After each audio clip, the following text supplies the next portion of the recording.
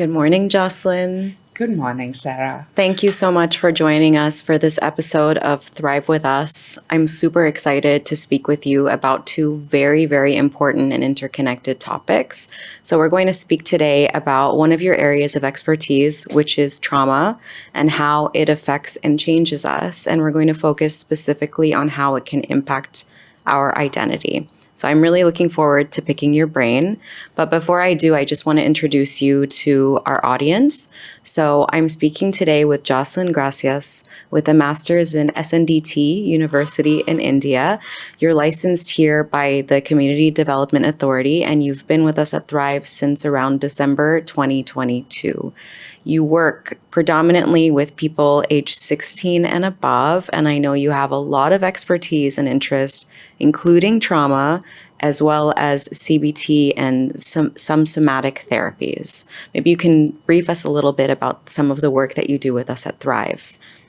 Right. Thanks, Sarah. I think that was that was a good introduction.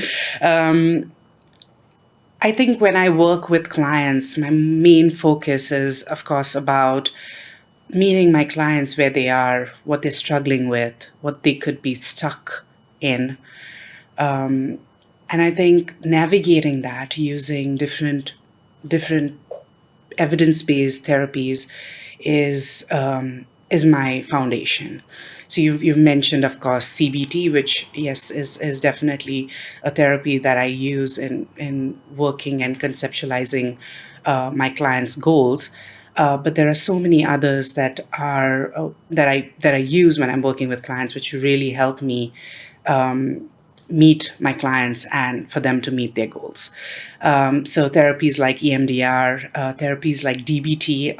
DBT is a great skills-based therapy, which I really think is very, very essential because growing up in life, you talk about everything. You talk about career, you talk about, friendships, but you never talk about what skills you need to navigate your mental health. And I think DBT skills are those skills that really can help you navigate those. And I really see a lot of my action plan or homework for my clients kind of comes from DBT quite a lot. And I really get good feedback from my clients as well about that. So yes, somatic work, so vibration, tapping, a little bit of movement within therapy sessions as well, and some videos for after therapy sessions as well. I incorporate a lot of mindfulness, grounding, because that is an essential skill and also part of DBT, of course. I use motivational interviewing, especially when I work with addictions and behaviors, because I think it's a great modality when it comes to finding your motivation, finding your momentum. And EFT is something that gets me connected to my clients' emotions. So all in all, a lot of these therapies that come together. And I use the Polyvagal theory for psychoeducation to understand our nervous system and how we function. Yeah. So that was a really helpful overview of all the different modalities that you integrate. And what I hear from you and what I know about you is that you really try to see what the client needs and what is going to serve their specific goals in that moment, and then you incorporate bits of it. You mentioned a couple of things that have to do with our nervous system, and I know that's going to be a big point of discussion today because, as we know, trauma is something that can affect our bodies, and it's something that can be stored in the body.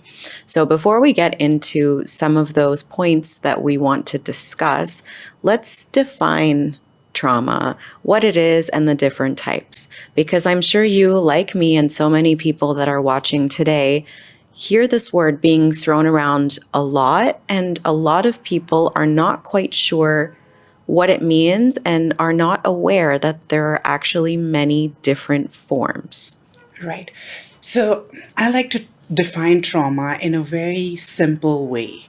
I will not use a definition that is out there because that can be a bit complicated. So for me, trauma, when I work with clients, when I see my clients struggle with their memories. Now, what do I mean by that? Trauma is a negative impact that you had that caused a shift in your functioning, a shift in your thinking process, a shift in how you felt, right? And a shift that impacted your behavior. So it is all the fundamentals of our mental health that went through a negative shift because of one experience or a couple of experience or a continuous experience. And I think through that, I've already given you the types, Yes. right? So acute trauma is basically something horrific, something one time that you went through that was just too much for your nervous system to handle, right? And I don't want to give out names of different types of trauma because they can be triggers for a lot of people. So for that reason, I'll just be giving very vague explanations. But I think what we need to remember about acute trauma is it's a one time traumatic experience. Okay. So something very horrific, something very negative, a memory that impacted you, or an experience that impacted you negatively, but one time. And this could, just to again be a little bit specific, this could include something like natural calamities. Yes. Right. Like an earthquake, for example, or something right. along So those something lines. that is, something that was a big impact on you, but it was something that you went through just One once, time. right? And then you go through chronic trauma, right? Chronic is basically when you had a couple of experiences. It was continuous, Okay. but it was big, right? So again, don't want to name traumas because that can be triggering again.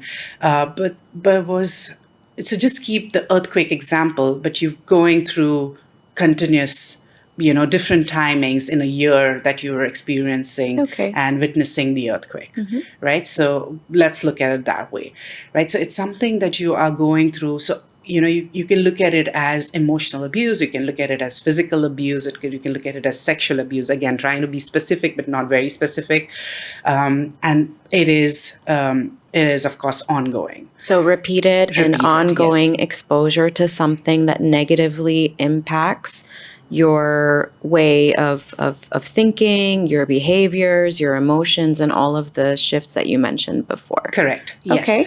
And now coming to complex trauma. Complex trauma is something that, there is a lot of, if you look at complex trauma, you'll have a lot of mixed opinions about complex trauma. A lot of people will say, is complex trauma really trauma? And I'll firstly explain what complex trauma is. Complex trauma is small little shifts that you go through continuously. Okay. Now, this could look like adverse childhood experiences. This could look like emotional neglect in childhood. This could be attachment trauma where, your needs were not met, emotional needs were not met. This could be shaming that you kind of go through over and over again, dismissal that you go through over and over again, neglectful parenting that you can go through. I mean, I can give you so many examples, but it's the unpredictable behavior of your caregiver that is so continuous that every moment is bringing guilt and shame. And because you're so little, you just can't navigate it, and not being able to navigate it could mean that your interpretation of who you are while you're experiencing that can take a huge shift. Okay. Right? And that's why I definitely think complex trauma is trauma. Even though, so think of it this way, think of it like 1,000 paper cuts, right? Or think of it as small sharp objects kind of, coming and attaching to you. It's hurt, it's less pain, but it's pain. Of course. And imagine now you have so many of those paper cuts, or you have these 1,000 sharp objects, like attached to you. Yes. And you have to deal with it. It will impact you. You cannot completely neglect the fact that all of that is, it's having a precedent. It's doing something to you. You cannot neglect that. Okay, so what I'm hearing from you is that we have acute, chronic, and complex trauma. And I think it's so thoughtful that you have been very careful and mindful of the fact that some of the people watching or listening to this episode might have been impacted by trauma and really just not wanting to trigger them in listening to this episode. I will say that we will put in our description of the episode a trigger warning so that anyone who is about to open it can take an informed decision about whether or not they're prepared to hear us talk about some of these topics that inevitably come up when we're discussing trauma and its impacts. So you were saying that acute is a single incident and chronic is the same thing multiple times, and complex is small things often, really is how I understood it. So things that on their own don't really seem like that huge, like a single incident acute trauma, but they compound over time and they end up creating those negative shifts. Yeah, definitely. That's exactly how I would describe all three. And I think that's what you need when you, as a listener, you're getting curious with yourself. That curiosity is very important.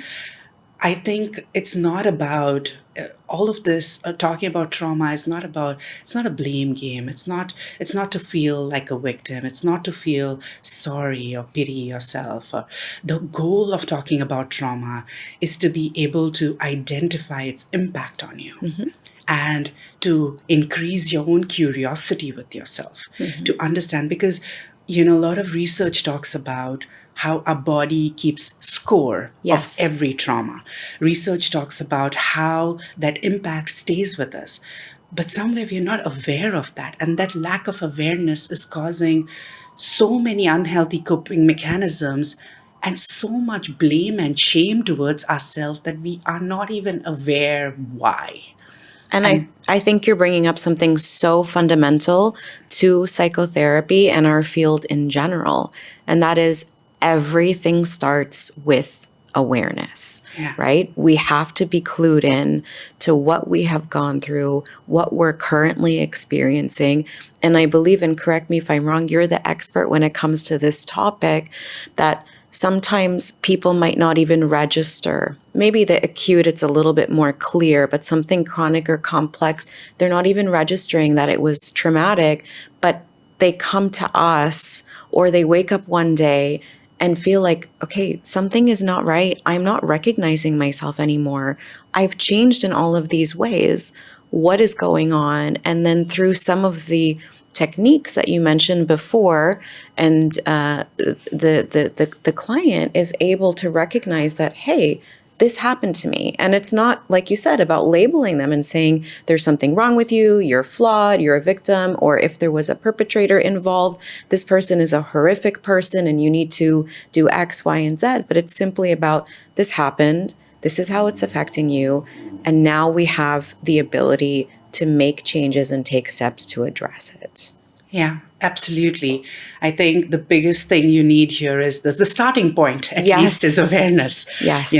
That's a great starting point, being curious, understanding what's happening. And I think that will take me to kind of talking a little bit about Polyvagal, because that really helps us understand how trauma impacts us. So, if you as a listener are already like, oh, all of this, then I think Polyvagal will really, really put your mind at ease to understand exactly the impact, right? So I know most people have heard the words fight, flight, freeze, and fawn, maybe not so much. But yes, I think a lot of people nowadays do also know what fawn is. So these are all what we call as trauma responses. But what do we mean by trauma responses? So we have an autonomic nervous system that is responding to everything that we're going through. And it's also creating neural pathways for us to understand life, to take on challenges, and most importantly, understand ourselves, right? So our concept of self. So when you are in a state of, for example, freeze. Now, freeze is something we think of as a shutdown, right? When you are in freeze, it's basically your body and your mind telling you, I can't. Like it's another word for it immobilized. Okay. You are not able to get to your goals. You're not able to, and another word that is actually going around quite a lot right now is called functioning freeze or Okay. functional depression, Okay. right? And that's also what describes freeze. What it means is bare minimum. Okay. You do the bare minimum. You go to work because you know that pays the bills, so you do the bare minimum. But when you're at work, there is anxiety at every step. There is feeling low at every step. There is avoidance. You don't want to talk to anybody. You're just doing the bare minimum To get and by. life is going in an autopilot. Okay. Right? And a lot of people don't even know that that's a problem. Somewhere people think that, yes, it might not be such a fulfilled life, but that's okay. That's normal. It's not. It's a response. Something that you have gone through in life has not been addressed. You're not aware of it. So you cannot take the right actions to get yourself out of there. Right? Then going to, of course, flight and fight, which is a sympathetic response. So fight and flight is basically, I can give you in terms of emotions, like fight is more like anger, flight is anxiety, where you have a lot of, you are either very irritated, angry at every step of your life, everything that's going on, a lot of anxiety, worrying, overthinking, constantly going to the worst case scenarios, a lot of rumination, catastrophizing. So that it's also known as mobilization of danger. Okay. So what that means is when your sympathetic nervous system is active, you are basically feeling like danger. I need to be ready. Who do I need to fight? I need to do something. I cannot just relax. I cannot be calm. Like there's something wrong. And you are in that constant state of danger. Now, how does this impact our physical body? Our cortisol is a wreck, right? And there's so much cortisol spike. And that's now, there is research with it being linked to autoimmune. It's linked to PCOS, hormonal disturbances. That's linked to so many ailments, including even cancer, right? So what we think of mental health, and rather I think as a listener, it's very important to understand, we cannot look at mental health and physical health as two separate things. No. They're so connected because, like, for example, when you're in your sympathetic nervous system is active, your digestion slows down. Yes. Right? So your nervous system is in touch with the body. And when one part of your nervous system is active, it slows down different other parts of your body. So it's very important to understand that everything you're going through, your experiences, your mobilization of danger, your immobilized shutdown phase, or the most that we want is calm connected, what we call as ventral vagal, which is you're calm and connected. You are connected with yourself, you're connected with others. You are in a very relaxed and peaceful state of mind. So there is that fear of danger is not with you all the time, or I need to shut down is not with you all the time. Now, reality is also what it says is we cannot be in ventral vagal all the time. So yes, we will keep shifting. Like I'm doing this interview right now. My fight and flight is active, right? So I think it's very normal to have these responses. What is not normal is for them to be in overdrive. Yes. Right? For them to be constantly there. So I can give an example, and I love this example because it's like a metaphor. Imagine threat as a tiger. Okay. Right? Now, if you're, like a few meters away from a tiger, that's a survival threat. You cannot outrun a tiger. I'm sorry. Even if somebody's thinking they can, that's denial. You cannot outrun a tiger, right? So that's actually what we title as a survival threat, which is actually a real threat. What happens when our nervous system is in overdrive, is in sympathetic, and is in dorsal vagal, which is the free state quite a lot, is our neuroception, which is our surveillance system of the nervous system, which is constantly telling us, are we safe or are we not safe? Is this danger? Are we okay? Is somewhere it mislabels our experiences and our situations.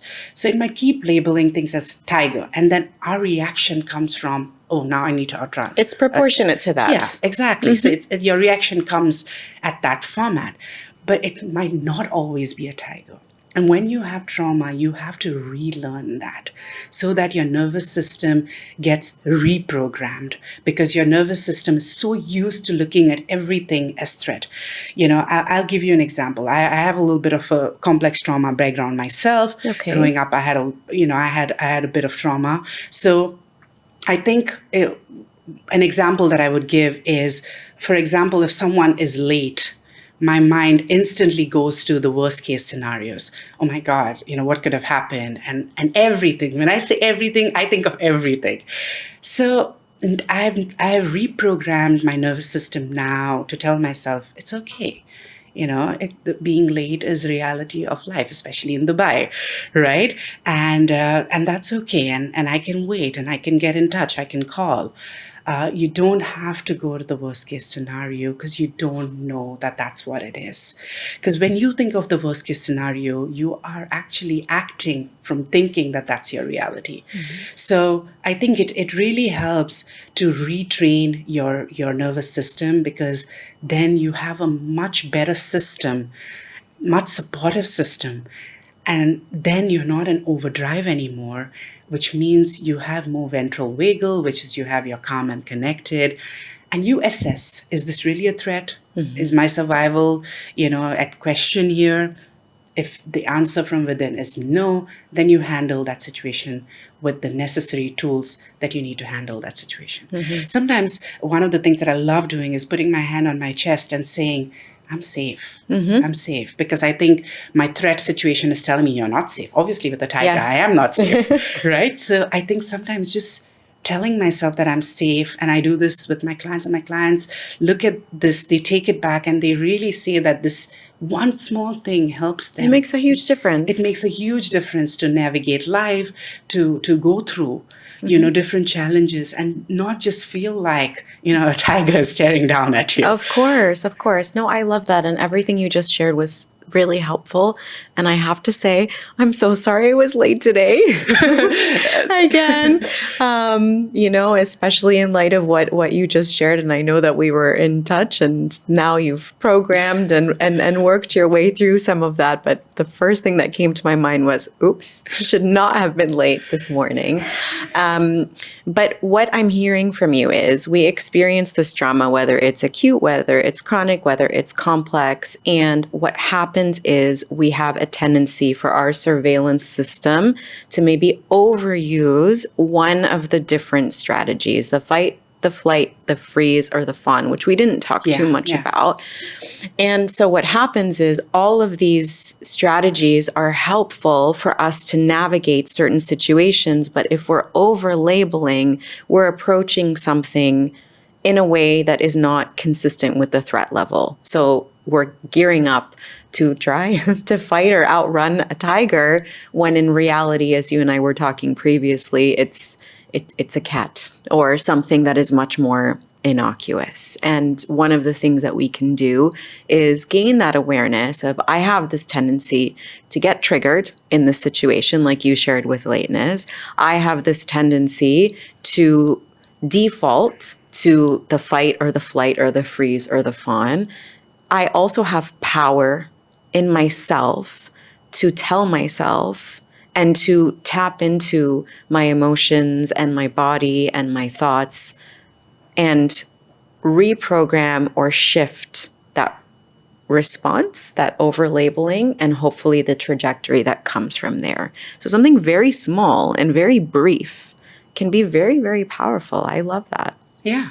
And, we didn't talk about fawn, because I wanted to talk about fawn because fawn is a response that is seen most in complex trauma. Okay. Right?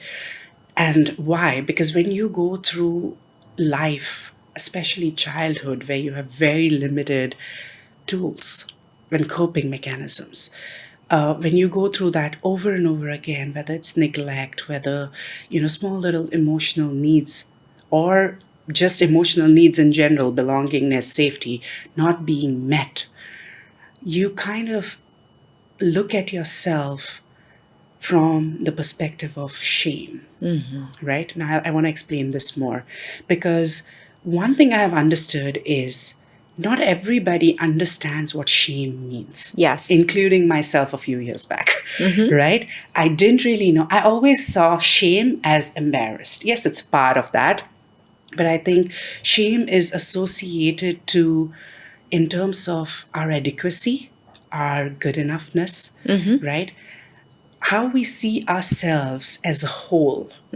So shame, if we have shame taking over us, that is the part that gets affected. We don't feel adequate.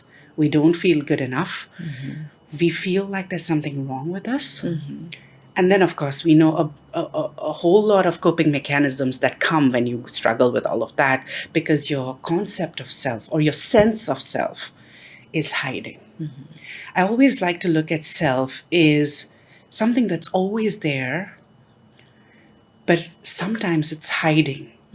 And trauma is actually one of the main reasons why it could be hiding, because we have these different parts that get developed as a way to deal with that trauma.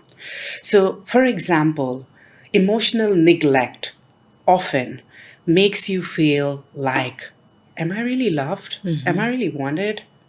Am I needed?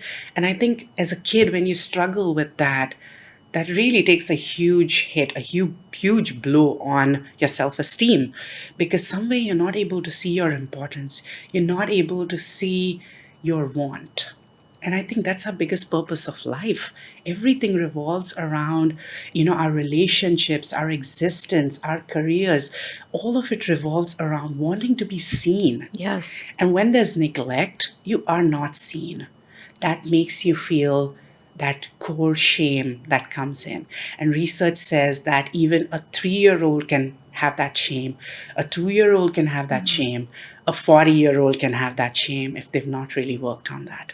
Right? So I think it's very important to understand that neglect changes how we see ourselves. And our sense of self is then hiding with all these different parts. And people pleasing is one of those parts. And that's exactly what fawning is. Fawning is basically, you think that to be seen, I need to do something extra for people so that they will make me feel seen. Under the subtext of, if I don't, then nobody will care about me. Right? So I know, I've worked with kids before. I work with adolescents, 16 up. I see that, I don't feel cared for quite a lot as a subtext. And all our energy that we put in ourselves comes from there.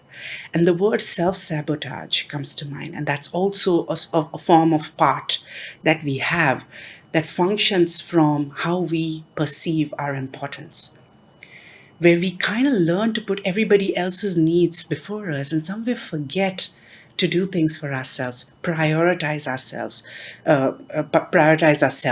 and to do what is needed to take good care of ourselves. And that's where the word self-sabotage comes in place. So give you examples. Like, I have clients, I've struggled with self-sabotage myself. Like, I could know that something is unhealthy and still go ahead and eat that, for example, right? I see a lot of clients, some who have serious chronic conditions like diabetes, who just cannot give up sugar, for example, right? Part of it is, of course, neural pathways that are habitual. Part of it comes from not finding that ability to believe in oneself, that I'm capable of doing that. And the other part is not being able to actually care for yourself because you're not used to caring for yourself. Yes. So there's so many parts Layers to this, and I think it's important to get your curiosity. And I'm going to keep using this word curiosity because I think it's so vital, whether in therapy or not, to get curious with yourself. Just sit with yourself, look inwards, ask yourself, what made me do that? When I think like this, what happens to me? Am I safe? Do I feel safe right now? Do check-ins with yourself.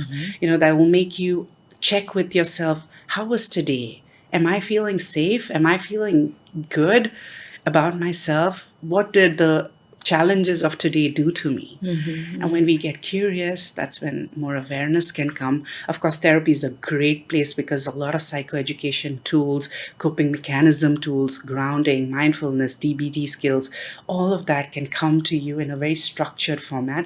I always look at therapy, couples therapy, individual therapy, family therapy as something like a schooling system, right? Even homeschooling system, because it's a system, right? You could have stayed home and said, oh, you know what, I will learn math and I will learn physics and I'll read and I can learn that. But there's no structure there. And I think that's how the whole concept of schooling, came forward, where you go and everything is divided and it's given to you little by little as to what you can take in. Your individual needs are, of course, taken into consideration. And that's exactly what therapy is. It takes into consideration your individual needs. If it's couples, then it takes into consideration couple goals. And I think, as a couple therapist myself, it's very important. The concept of understanding trauma is very important because it can help you understand yourself better and understand your partner. Because some of the times when I'm working with my couples or my clients, what I see is there's this need that somebody else should make my problems go away. Yes.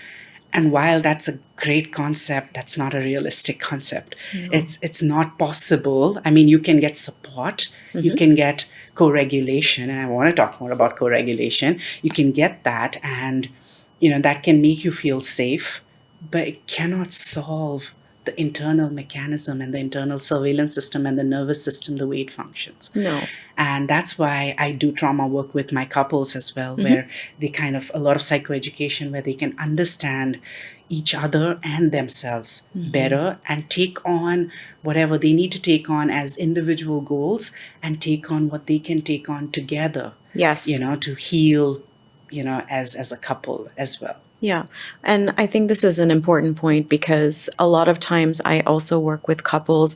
Couples come and couples bring their own stuff to therapy, right? Yeah. And often it seems that one person's trigger or over labeling will be in a way that is different and not super complementary or compatible to the other person's.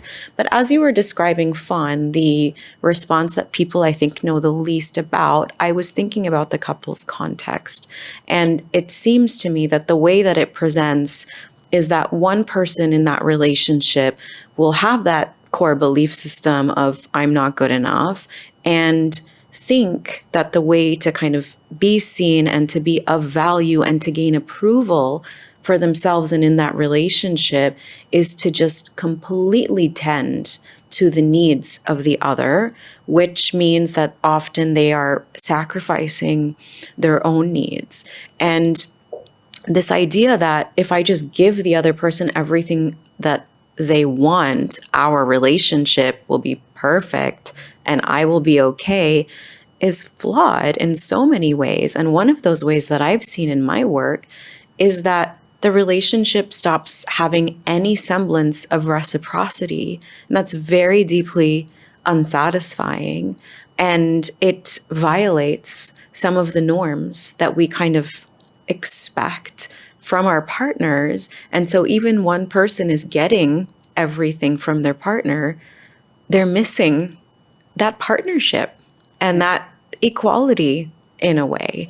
So something that might sound maybe more innocuous on paper for the receiver can also still bring problems to the forefront for the individual that's fawning, the individual that's fawned over, and the overall dynamic. Have you seen that as well in your couples work? Yes, quite a bit. So I think you must be very familiar how I function in my couples format. So the first session happens collectively, and that's where I kind of understand their goals. What are they here for? What are they working towards? So their goals and what are their needs. The second session is divided, where I do something called as an individual interview with the both separately to understand their trauma, to understand their background, previous relationships. And I notice that a lot of the partners will tell me things that they thought they couldn't say in front of the their other. partners. And they're very simple, general things, right? They're not secrets. Not that couples therapy has secrets, but what I'm trying to get at is the very simple needs of theirs that they want met, but they couldn't say it in front of their partner. And something as small as that, shows you fawning, where you're so afraid of being judged, you're so afraid of your partner not loving you because you think that if I say everything, that I want to say, or if I put my needs in front, they might not like it. They might judge me. They might, because the belief system of fawning comes from the place of, which I told you, the subtext is that if I don't do this, then I won't be loved. I won't be seen. I won't be heard. And I won't get that importance that I need. Yes. And that happens quite a lot. And I address this in the third session, which is, of course, from then on, we meet, as a couple. And in the interventions, I address this so that both are aware, so that the person who's fawning makes more room to understand and see their self-worth and remove that belief system that they need that extra to feel loved. And for the person who's, of course, fawned over and goes through that, understands where their partner is coming from, right? Understands that why it's difficult to put their needs. Because I think sometimes another common issue in couples therapy is your partner's triggers can sometimes trigger you. Yes. Right? So sometimes you could hear something like, I didn't know how to say that. And then the other partner could go, well, am I making it difficult for you to not be able to say that? I think one thing we have to understand, trauma or not, which is a very basic mental health concept, is we cannot take meaning away from other people's behaviors. Other people's behaviors speak for them. My behaviors speak for me. When I'm avoiding, something within me is making me avoid. Nobody has taught me that. Nobody is making me avoid. When I'm escaping, whether it's, Netflix or anything, that's because something within me is making me do that. So every word I say, every behavior of mine talks about me. But we live in a community where we take away meaning from other people's behavior.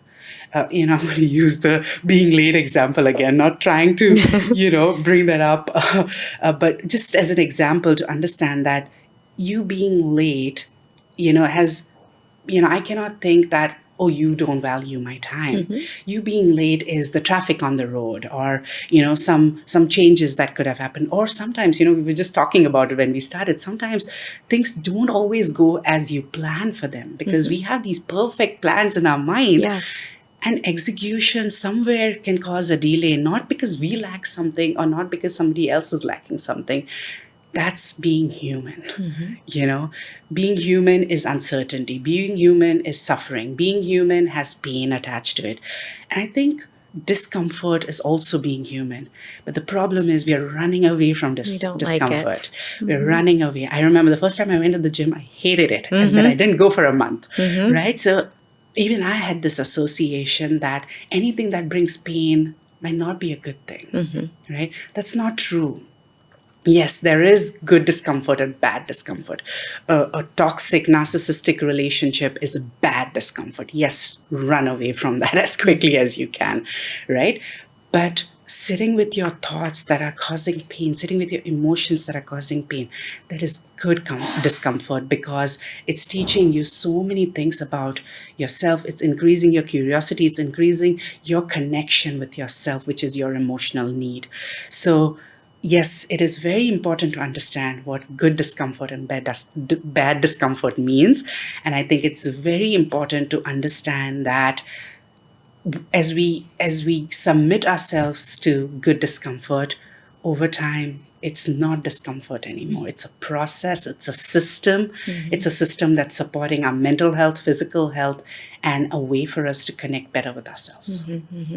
No, that was definitely really helpful. And the process that you mentioned for the couples is the same one that I follow. And I think it's important because people bring their own history, backgrounds, and baggage into our relationship, and they can ping pong off of each other, sometimes in a complimentary and nice way, and other times in a way that can be really, really activating. And we need to have that awareness of ourselves and of the other if we want to try to reprogram and take some steps forward. We've talked a little bit throughout this discussion about different things that we can do. Right. So we had the forms of trauma. We talked about the impacts on so many different things, including relationships, but also very fundamentally the self. And we spoke a bit about some of the things that we can do. Maybe we can talk a little bit more.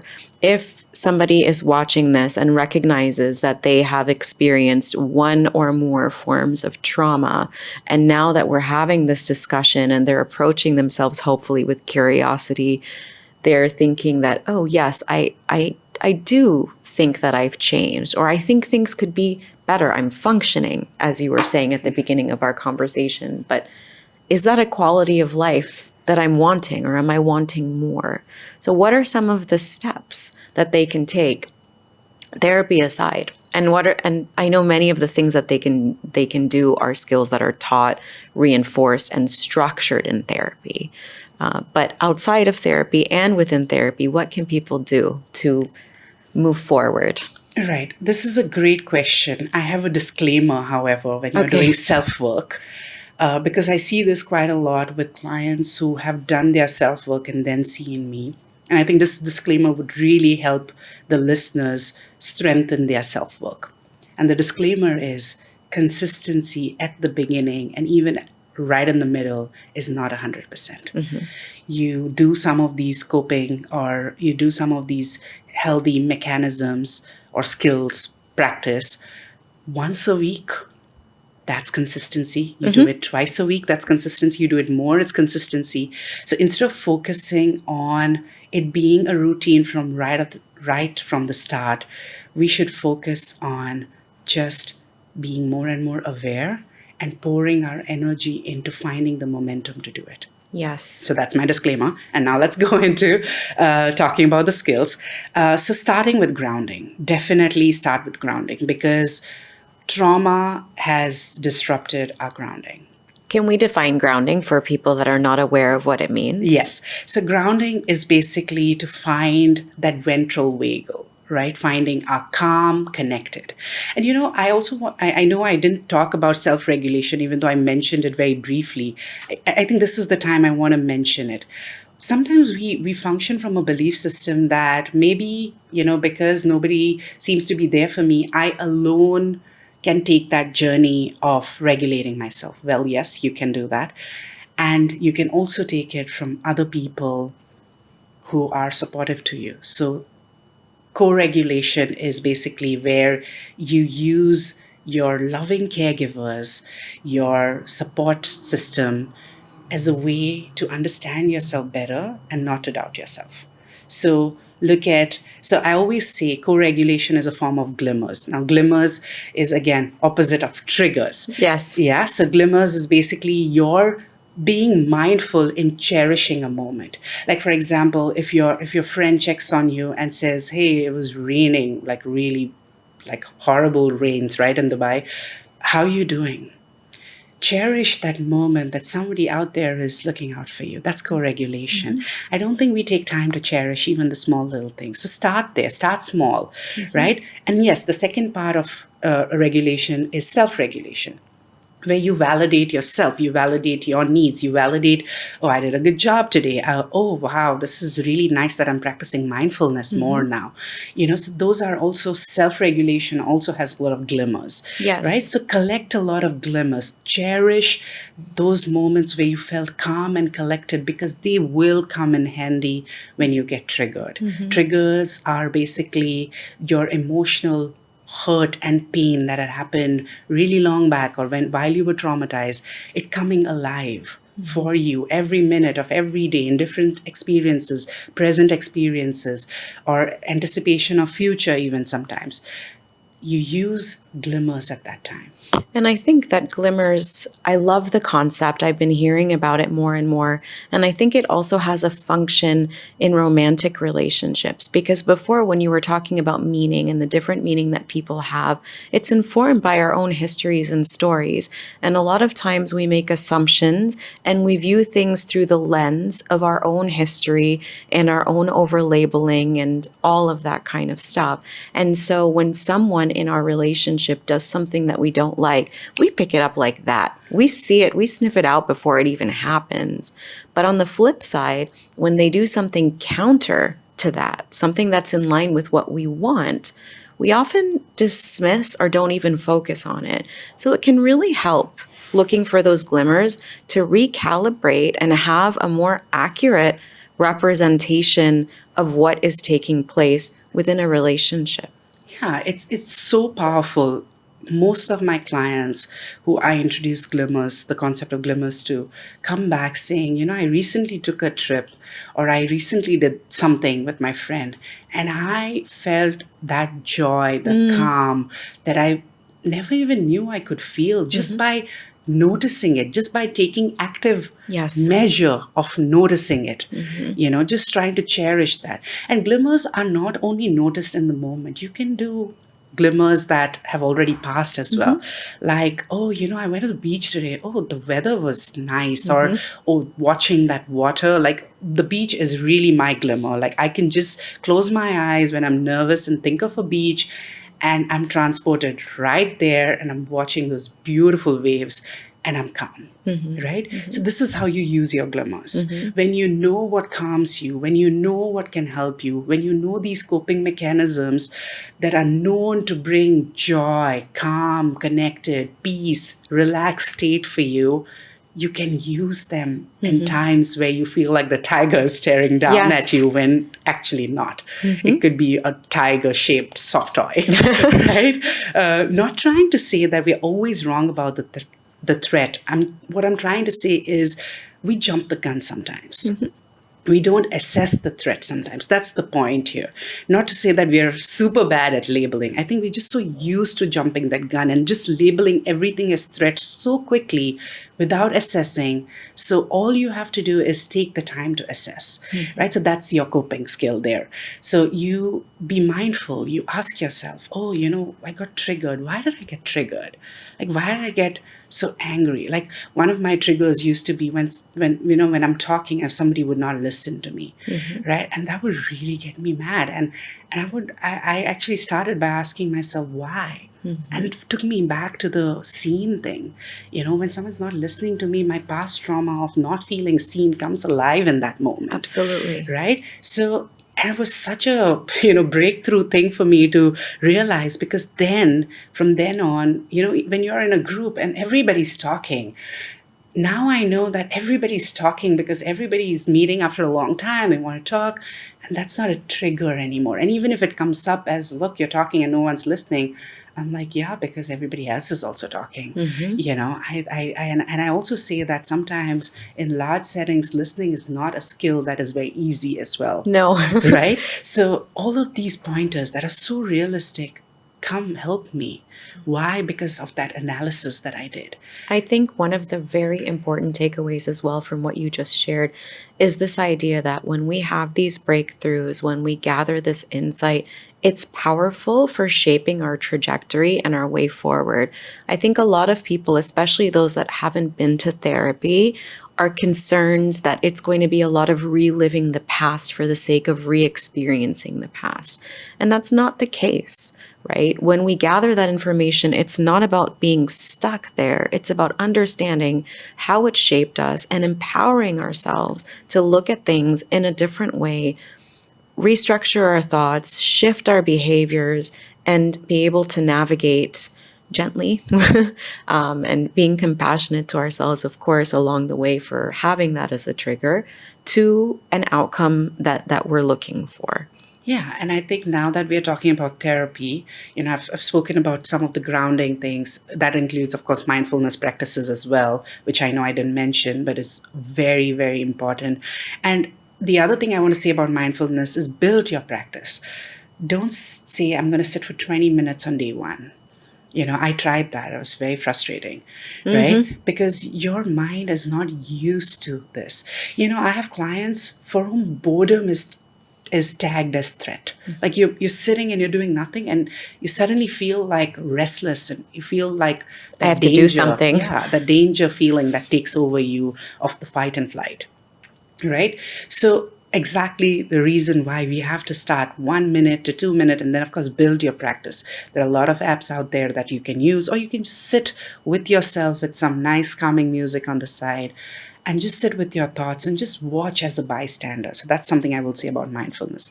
Now, moving into therapy, evidence-based therapies like EMDR, where you don't revisit your memory, but you go and you take away the meanings that those memories had and you rework those, because those meanings are the ones that are with you, that are dictating your movement in life, right?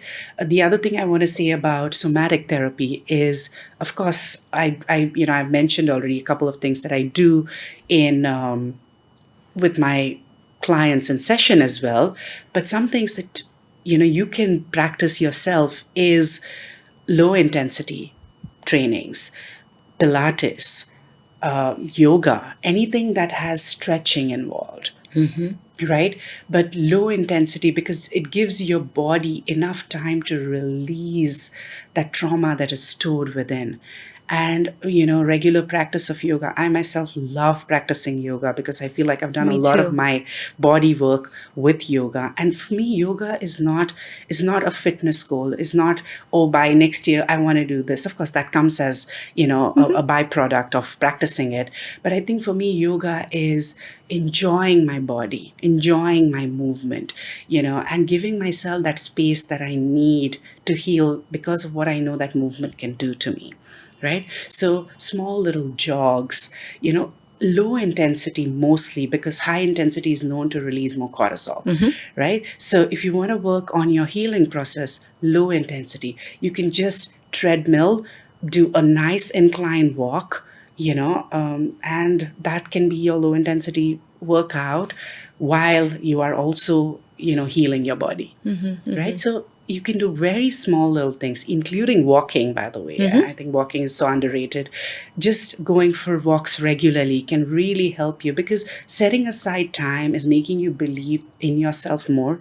It's repairing your sense of self, but it's also giving your body the space to remove everything that's stored in it, right? So yeah, and then in terms of naming therapies, which particularly do more trauma work, of course I've said EMDR already. IFS is another great therapy that does somatic, there are so many different somatic therapies that include somatic experiencing, sensory motor, somatic therapies that cover, there is yoga included with somatic therapies as well. So there are different types of somatic therapies that can, help you release the trauma that is stored.